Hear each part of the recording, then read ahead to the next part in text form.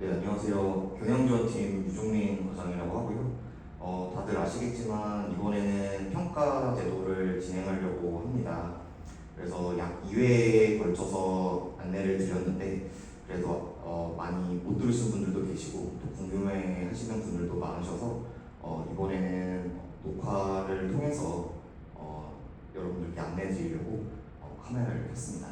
그럼 이번에 평가 제도 설명회 진행하도록 하겠습니다.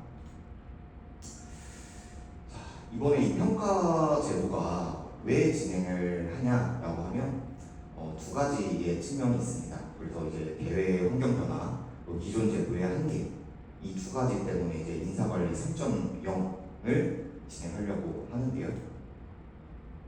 기존의 인사관리 1.0이라고 하면 사실 이제 우리 회사의 기존의 제도가 인사관리 1.0입니다. 그래서 이제 우리 회사 같은 경우에는 호봉제 중심의 연봉제죠. 그래서 인사관리 1.0에 해당하는데요. 그래서 제일 이제 인사팀에서 중요하게 했던 거는 인사 행정과 관련된 부분입니다. 하지만 이제 인사관리 3.0으로 우리 회사가 도입하게 되면서 인사 행정은 사이드로 빠지면서 이제 성과 관리 중심으로 체계를 잡아가고자 이번에 이제 진행을 하게 되는데요. 그렇다면 이 인사관리 3.0이라는 게 도대체 무엇이냐? 라고 궁금해하시는 분들이 계실 것 같아요. 그래서 이것에 대한 핵심 가치에 대해서 좀 설명을 해드리려고 합니다. 크게 이제 세 가지가 있는데요. 성과 책임, 소통과 협력, 성장과 도전이라고 있습니다. 이 세 가지 중에서 사실 제일 중요한 거는 성과 책임이에요. 그래서 이제 이 성과 책임은 우리 어카운티빌리티라고 불리는 용어인데요. 우리 한번 예시를 한번 들어볼게요. 여기는 이제 청소를 한다는 예시로 들어있는데 다른 예시를 한번 잠깐 들어볼게요. 우리 휴게소에 가면, 휴게소 화장실에 가면 이제 체크리스트가 있습니다. 그 체크리스트에 보면 이제 청소하시는 분들이 꼭 해야 되는 투두 리스트들이 있어요. 그럼 그 리스트들을 이제 이분들이 청소를 하고 그것에 대해서 이제 동그라미 혹은 점수로 매겨가지고 진행을 하게 되는데 이분들이 하는 일이 체크리스트대로 일을 하는 걸까요? 아니면 청소를 깨끗이 하는 걸까요? 갑자기 이상한 질문을 해서 좀 이상하다고 생각하실 텐데 제가 하고 싶은 말은 이겁니다. 청소를 하시는 분들의 업무는 깨끗하게 화장실을 하는 거겠죠. 그래서 그 체크리스트들에 있는 것만 하고 퇴근을 하는 게 아니라 이분들이 원래의 목적인 청소를 깨끗하게 한다는 개념이에요. 제가 예를 다시 한번 들어볼게요. 이분들이 이제 체크리스트들에 있는 내용들을 가지고 이제 청소를 하시겠죠. 그런데 이제 휴게소 화장실에 창문이 깨집니다. 창문이 깨지고 비바람이 몰아치고 그 안으로 이제 낙엽이 들어오고 있어요. 근데 이 청소를 하시는 분들이 체크리스트들에 있는 것만 한다고 한번 가정을 해봅시다. 이분들은 체크리스트들에 있는 일들을 다 했고 이것이 본인의 책임이라고 생각하고 퇴근해 버리게 되면 화장실은 더러워지겠죠. 그런데 이분들의 체크리스트들은 만점이지만 실제로 화장실이 깨끗해졌냐 보면 그건 아니라는 거죠. 자, 이 내용을 들으면서 이제 인사팀에서 유종민 과정을 진행하려고 하는 이 인사관리라는 게 어떤 건지 좀 직관적으로 와닿으실 수 있을 것 같은데요. 여기 이제 PPT에 있는 예시를 한번 잠깐 볼게요. 아까 말씀드린 그 체크리스트들에 있는 것들, 그런 것들은 우리 업무, 태스크라고 말씀드릴 수 있고 혹은 또 다른 용어로는 KPI라고도 부를 수도 있습니다. 자, 우리가 청소를 한다고 하면 바닥 먼지 닦기, 먼지 빨아들이기, 먼지 털기, 물걸레질하기 등 여러 가지들의 과업들이 있어요. 그런데 이 과업들 자체가 청소를 한다의 목적일까요? 아니죠. 청소를 하는 것의 목적은 무엇일까요? 깨끗하게 한다입니다. 이 깨끗하게 한다는 것이 성과 책임, 제가 아까 말씀드린 어카운티빌리티라는 것이고요. 이 청소를 한다라는 것에 대한 목적들, 결과 책임, 역할 책임, 성과 책임, 성장 책임 이러한 것들에 대해서 이제 깨끗하게 한다라는 성과 책임이 도출될 수 있는 거고요. 아까 말씀드린 내용입니다. 그래서 이것을 제가 하고 있는 직무로 한번 바꿔봤어요. 저는 이제 인사 쪽 일을 하고 있기 때문에 채용 계획을 세우고요, 채용 공고를 내고요, 면접 일정을 잡고 인사 품위서를 작성합니다. 자, 이 과업들은요 인사 담당자라고 하면 당연히 해야 될 일들입니다. 자, 이것들을 갖고 저는 채용관리라는 제 책무를 하나 도출해냈고요. 이걸 바탕으로 성과 책임을 도출해냈습니다.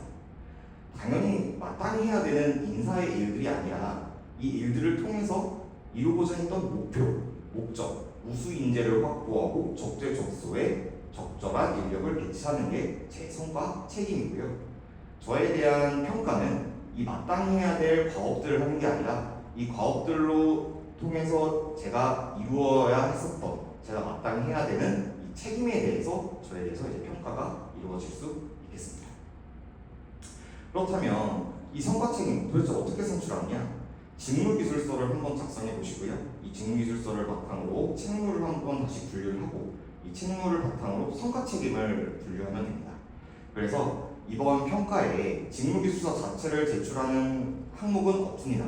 물론 뭐 책임 성과라든지 본인들의 성과를 일부 기입하는 칸이 있지만 직무기술서 자체를 평가하지 않아요.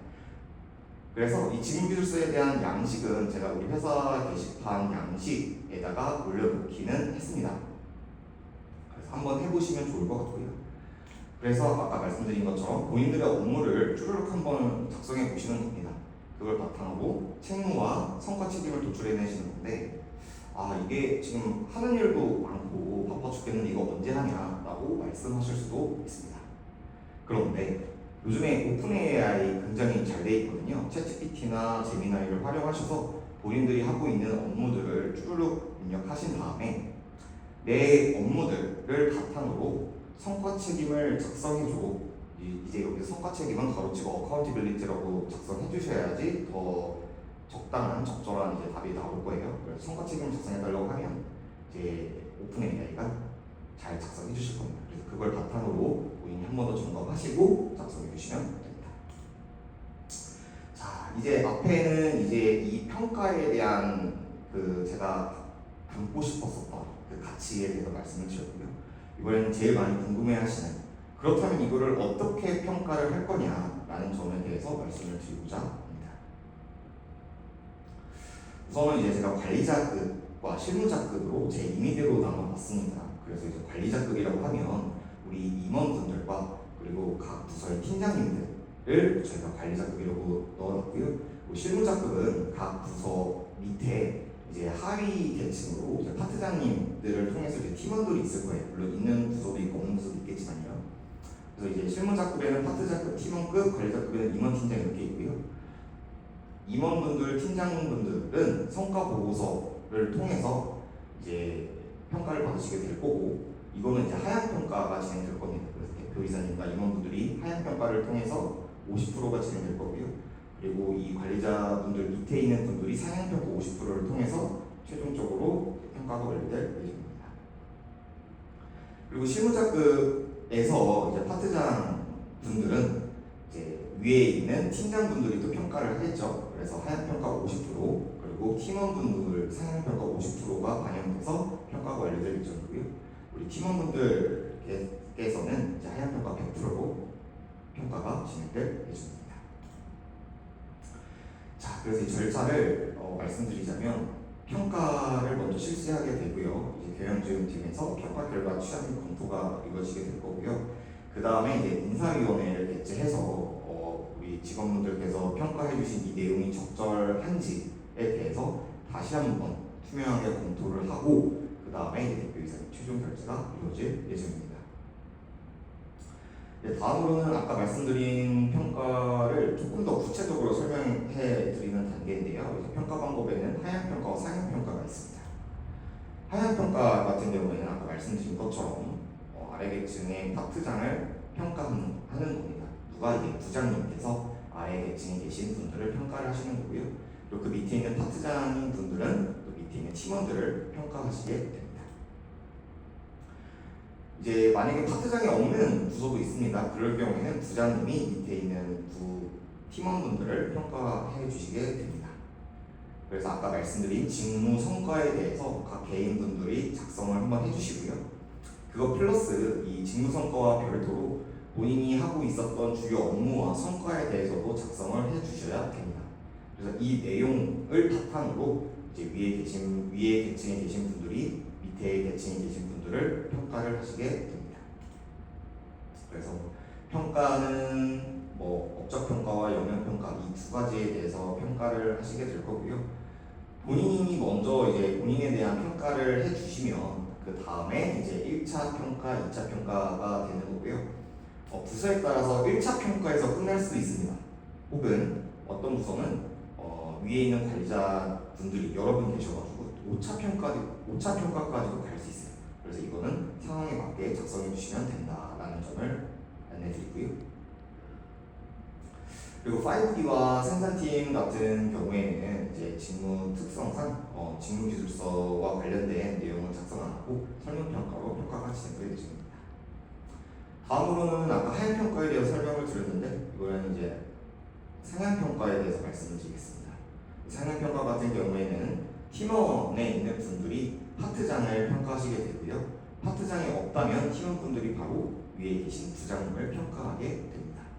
그래서 상향평가에 대한 내용은 이렇게 적혀져 있고요. 이 상향평가는 익명으로 진행될 예정입니다. 그래서 구글 폼즈를 공유해 드릴 거고요. 나와 있는 것처럼 이제 구글 폼즈를 이용해서 진행을 할 건데 이제 장문형 텍스트라고 해서 서술형 질문이 있습니다. 이 부분에 대해서도 꼭 자세하게 서술해 주시길 부탁드립니다. 그 다음에 이제 상향평가와 하향평가는 여기서 끝납니다. 일반 아까 말씀드린 실무자급의 분들에 대한 평가는 여기까지고요. 다음은 이제 관리자급에 계신 분들의 하향평가에 대해서 설명을 드리겠습니다. 하향평가 같은 경우는 아까 말씀드린 것처럼 우리 임원분들과 팀장님들이 계십니다. 그래서 성과 보고서를 작성해 주시면 그것에 대해서 우리 신영 대표님, 이동승님께서 평가가 들어가게 되고요. 이 평가가 50%, 아까 말씀드린 것처럼 파트장에 계신 분들이 평가하는 것이 50%가 반영이 돼서 진행이 될 예정입니다. 이 성과 책임 기반의 이 포트폴리오 성과 보고서는 어떻게 작성하느냐? 워드, PPT, 엑셀 양식에 상관없이 본인의 성과를 자유롭게 말씀해 주시면 작성해 주시면 되겠습니다. 그래서 이번에 평가 활용은요, 이번에 2026년 7월달에 승진과 관련된 내용으로 반영이 될 거고요. 그리고 우리 각 직원분들 이번 기회를 통해서 역량 개발과 교육 성과 향상에 대한 목표를 갖고 있습니다. 그래서 여기까지가 이제 설명에 대한 인사와 관련된 설명의 마지막이고요. 혹시 궁금한 점이 있으면 편하게 유종민 과장에게 문의 주시면 답변 드릴 수 있도록 하겠습니다. 여기까지 마무리하겠습니다. 감사합니다.